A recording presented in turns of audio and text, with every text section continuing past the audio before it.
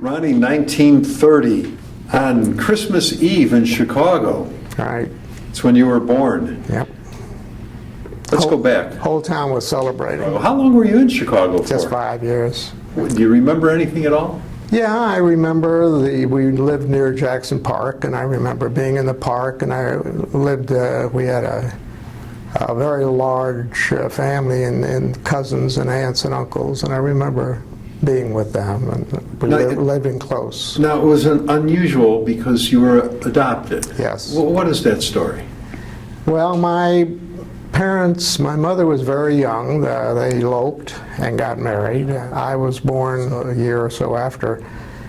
My mother died of scarlet fever, they think, about 3 months after I was born, and my father died a few months later. And my mother's parents adopted me, and I was raised by them, so I never knew my parents. Their influence has always been over me, a strange sort of atmosphere that I've carried. Now, did you know anything about your biological parents? Like, oh yes. What did they do? Oh yes, what did I they knew do? their families, and I saw the pictures, and I grew up in families that very much considered them, you know, they were part of those families. So I grew up in the same families they had lived in. Well, tell me about your grandparents that raised you. Well, obviously they were older than all of my friends' parents, a generation older. They were a middle-class Chicago family and lost everything in the Depression. Mm-hmm. And we moved to Texas in about 1935 or 6. Now, was it the Depression? Yes. What was your grandfather doing at the time before the Depression hit? He owned an auction house, I think, at that time. He had a couple of businesses. He was not an educated man. He had to take over to support his family, the usual. He was born in Chicago. Mm-hmm. Do you know what year? I don't know offhand. His parents came to Chicago from Russia, and his father then died. He had to take over supporting his family, which he did in a butcher shop. He took over his father's butcher shop for a while, but about the time I was born, he had gotten into the auction business. I think that's it. He was also in the shirtwaist manufacturing business for a while, and I'm not sure which came first. Now, do you know what your grandparents on the other side did? You know, I don't know what they did for a living, no. I remember them. That's your dad's parents? Yes. Do you have any contact with them? I had some. After we moved to Texas, very little, but occasionally. When we'd go back to Chicago, I called them my parents. I always thought of my grandparents as my parents. They always made sure that I visited the other side, but it was very hard for them, and so the contact diminished. Their children, who would have been my uncles, right. I saw them occasionally. One of them I was particularly close to, and in the last few years I've reestablished contact with a first cousin in Chicago, nice. Yeah. whom I find to be a very compatible guy. Yeah, very nice, very nice. Now, do you know what your dad died from when you were? No, I really don't. Okay. We've always said it was a broken heart. Yeah. So I've said heart failure, but Now, you moved to Houston. Do you remember that move at all? I do, as a matter of fact, very little, but very vividly. I remember we all got into a Model T Ford, which contained everything we owned, A Model T Ford. physical and intangible. There was nothing in the world that wasn't in that car. And my sister and I. Now, you say your sister. Explain. Your sister was... My sister was my real mother's younger sister. Okay. So she was actually my aunt, but by adoption she became legally my sister, Right. and I've always thought of her as my sister. Right, right. So you're all in this car now, a Model T? Model T, and we were driving to Houston. That's all I remember. And this is like about 1934? 5 or 6. I can't 35 ever or 6, remember. okay. Yeah. You don't remember anything of that drive? No. You know? No. You have pictures still of that car? No. All right, so you guys get to Houston. Now, what did your grandfather or your dad, what did he get into down there? My mother's sister had married a man from Houston whose family owned a furniture company in Houston, and my dad went to work for them. Ah, okay. And what was your life like as a young kid in Houston? What do you remember? Well, I remember being very much affected by the Depression. I didn't feel that, but looking back, I recognize that we had no excess buying ability, let's put it that way. We were a poor family, and we lived in a fourplex, and we lived in 1935 to next several years in Houston without air conditioning, without a attic fan. It was, I remember my early childhood as being spent in short pants with no shirt, no socks, no shoes, running as bare as you could possibly get, but always running. Right, right. And living in that kind of a community where we lived in a fourplex. There was a fourplex next door, a fourplex next door to that. Most of those people were Jewish. Right. And so I was surrounded by young friends always, back and forth to each other's house. It was a very active, rambunctious sort of life, and it was fine. Yeah. Talk to me, where'd you go to high school? San Jacinto, which every Jewish kid in Houston went to. And what was high school life like for you? Wonderful. High school life was wonderful for me because AZA was wonderful for me. That was my high school life. It was the high school life of all of us who were in AZA in Houston at that time. Is this when you started thinking about your future and thinking what you were going to be? Or is high school still fun, a fun time for you? Well, I got very active in AZA and went up the chairs and became very interested in social active causes, in a sense. I became Grand Olive Gadol of ACA. Right. And I'm still very close to a lot of the people whom I met at that time. And it was a great place to make lifelong friends. Lifelong friends and tendencies. So I felt I was probably going to be involved in a community in some way, but I didn't know career-wise what I would end up doing. I considered social work very strongly. As a matter of fact, later, jumping ahead here, but when I went to law school, I was working my way through law school as a social worker to see which one I liked. Okay.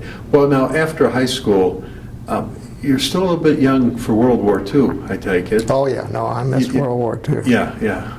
But the war is going on. Are you going to go to college, go to work? No, I'm going to college. Okay. And just assumed it. Okay. I never thought about how I was going to college. There certainly weren't funds available for that. But I always assumed I would go. And when the time came, a friend and I was thinking, well, I guess I'll go to the University of Texas. My parents knew nothing about college. And, I mean, my dad hadn't finished high school. Right, right. And they gave me absolutely no suggestions or direction. They really let me just live and grow.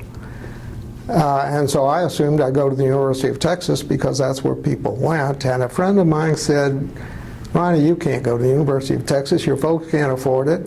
Rice Institute, now Rice University, is free.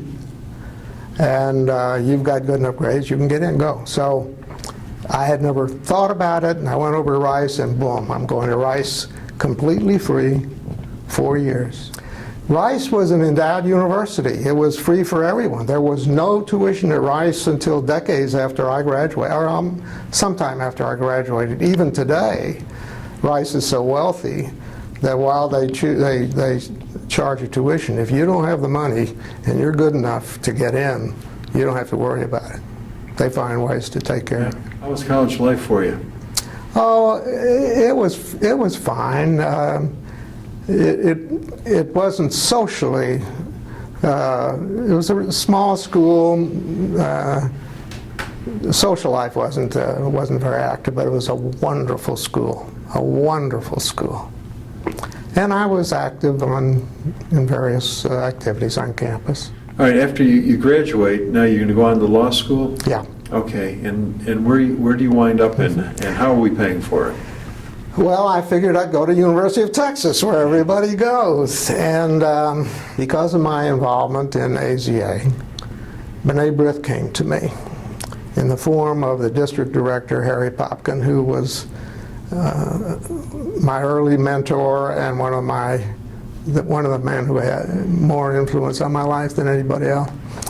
And he was the director of this district of B'nai Brith Youth Organization, operating out of New Orleans.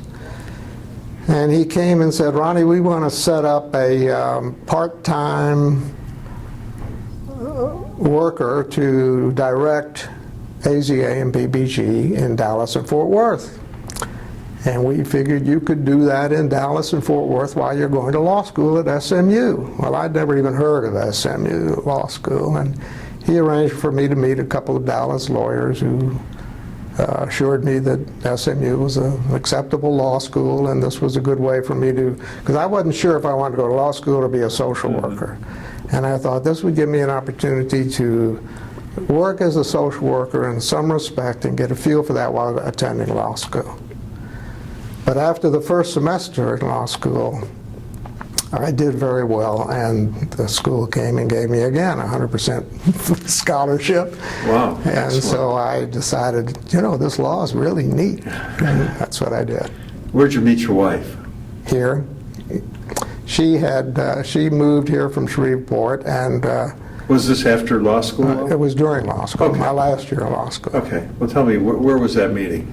The meeting was a blind date, arranged by our still mutual dear friend, Myrna Weiss, who was then Myrna Zapruder, the daughter of Abe Zapruder. And she fixed us up on a blind date. And she's still a dear friend of ours. And tell me about the blind dates. Is this love at first sight, or? No, it was almost we'll never see each other again. But we did survive that and tried it again. It worked out very well. Ronnie, you have 3 daughters and 2 grandkids. What advice do you want to give to those grandkids in the next generation? The most important thing to do is keep your balance. I studied the Greek philosophers in college and decided that the most realistic philosophy is not theirs, but is rather Tevye's. It's to, if you're going to spend your life as a fiddler on the roof, and you better keep your balance. Change is the only constant. We all know that, and change is accelerating at such a pace. I don't think you can make a solid plan for the future other than to keep your balance, remain flexible, prepare yourself for the widest possible range of activities, and be alert to it, because the world you're going to live in is not the world you're going to be trained in. Great advice. Tell me about your involvement with the Jewish community. It started in AZA, and couldn't have been a better introduction. AZA was my teenage life, and I became very active and became president of the chapter, and then president of what was then Texoma region, Texas and Oklahoma, and then president of the District 7, which was those states and the other 5 to the east. And then in 1950, I became international president, or as we say in AZA, Grand Aleph Gadol. And that was the most significant event of my youth, certainly, one of the most significant events of my life. It proved to have an enormous impact on me. I toured the country speaking to grand lodges and chapters and meeting with chapters all over the country and making friendships that lasted till today.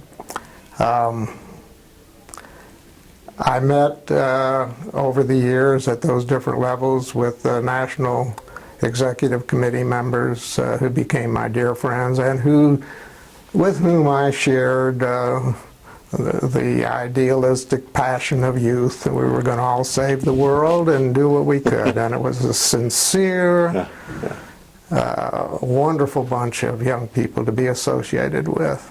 I'm going in December to a reunion. There are 5 of us from those National Executive Committee groups who still meet annually.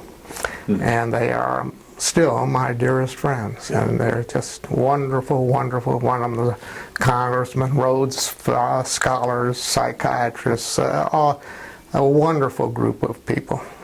How have you seen the community grow over the years here in Dallas, the Jewish community? I'm surprised it hasn't grown even more than it has. One of my dear friends in this group is from Atlanta, and one of them is from Los Angeles, and the growth in those communities has outstripped us. The additional synagogues that we have certainly speak of numeric growth. I don't know that I'm qualified to really take it. The early years, I was very active in the Dallas Jewish community.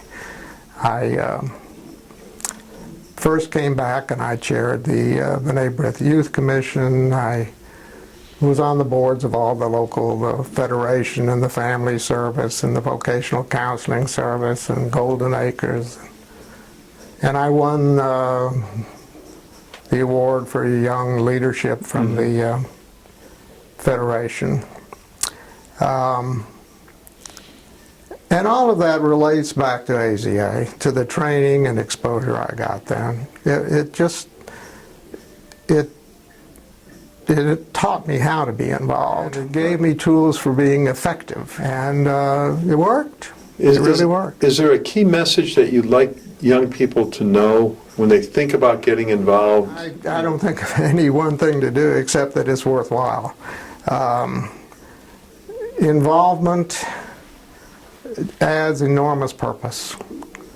I can't imagine having lived a life without it. I do think it's a huge part of the satisfaction of living is being part of this community. Yeah. And increasingly as I get older, this doesn't directly relate to your question, but I find I'm more and more proud of the accomplishments of the Jewish community overall. Just the fact that of its accomplishments, its history, I think, is the most amazing history in the history of the world. And I stayed active. I was active at founding of the Green Family Camp, and I was president of my synagogue. But all of that relates to those beginnings of community. Ronnie, now we're at part 2 now. Okay. And we left off when you were just talking about going to SMU Law School. Tell us a little bit about that again. I went to SMU because BBYO, AZA, had offered me a job here in Dallas as a part-time director of BBYO in Dallas and Fort Worth, and worked my way through law school. So I took that job and started in law school, and the reason I took it is I was trying to decide whether I wanted to be a social worker or a lawyer. Right. And felt that this would give me the opportunity to taste both. So I started law school, and at the end of the first semester I had done well in school, and the school came along and offered me a full scholarship. So at the end of the year I decided that I would stay with law. It seemed that I had some aptitude, and so I went on and finished law school at SMU. Where did you meet your wife now? I met my wife while I was in law school. She's from Shreveport, and she had moved here with her sister. And we met on a blind date, fixed up by our still very dear friend Myrna, then Myrna Zapruder, Abe Zapruder's daughter, of whom all of us know.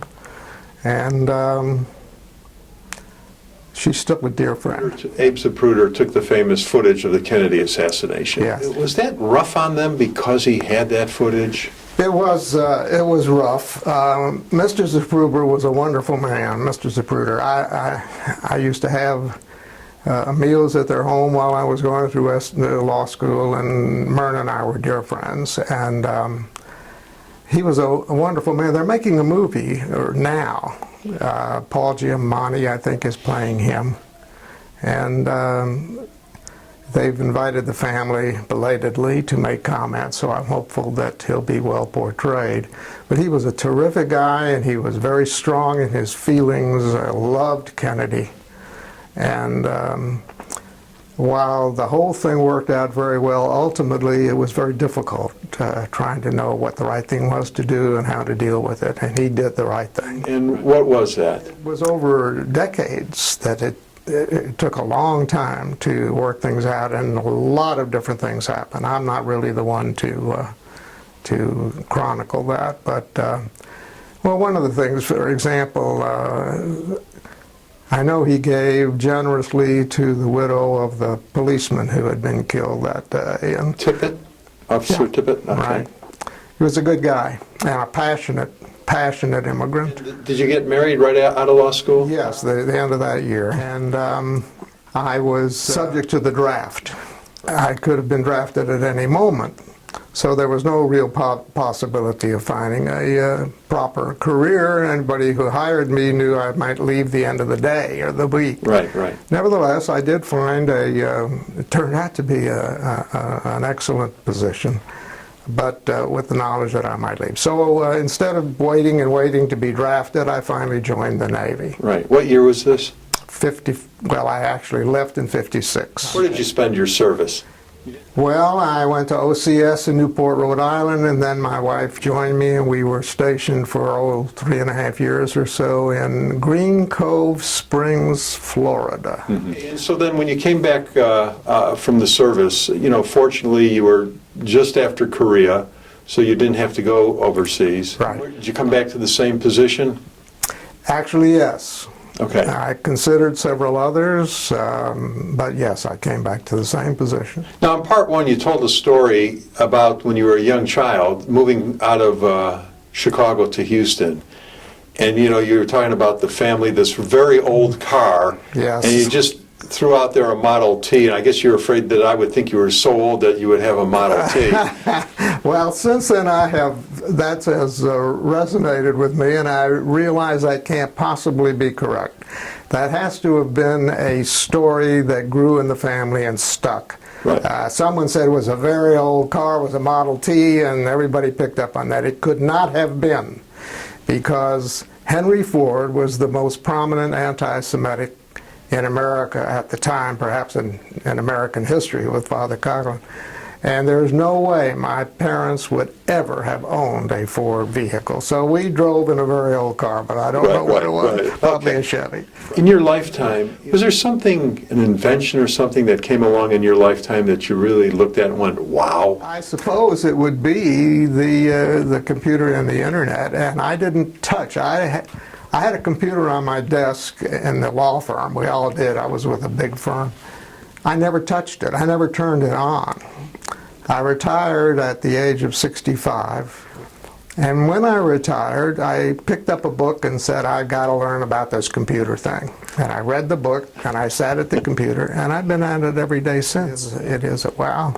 Yeah. It is a wow. You and Ray have had 3 children. Tell me about your kids. Well, they're all good kids. One is a script supervisor in Los Angeles, in showbiz, which is very hectic. One is in historic preservation with the state of New York, in Albany, New York. So I have one on each coast, which gives us good visitation. And one is an artist here in Dallas. And she has our 2 grandchildren here in Dallas. Now, you've lived through so many momentous occasions in your lifetime. Of course, there were several wars, President Kennedy assassination, something good, the moon landing in '69, assassination of Martin Luther King, tragedy of 9/11. What stood out and really affected you? Affected me? Well, all of it has affected me. I'd have to say The earliest was the Depression. Yeah. I was born in the Depression, and I think people who grew up in the Depression are, as a lawyer, I learned that my clients who grew up in the Depression were different kind of people than those who never knew a Depression. Right. Their whole psychology was different. No matter what they had, there was always that fear and that insecurity.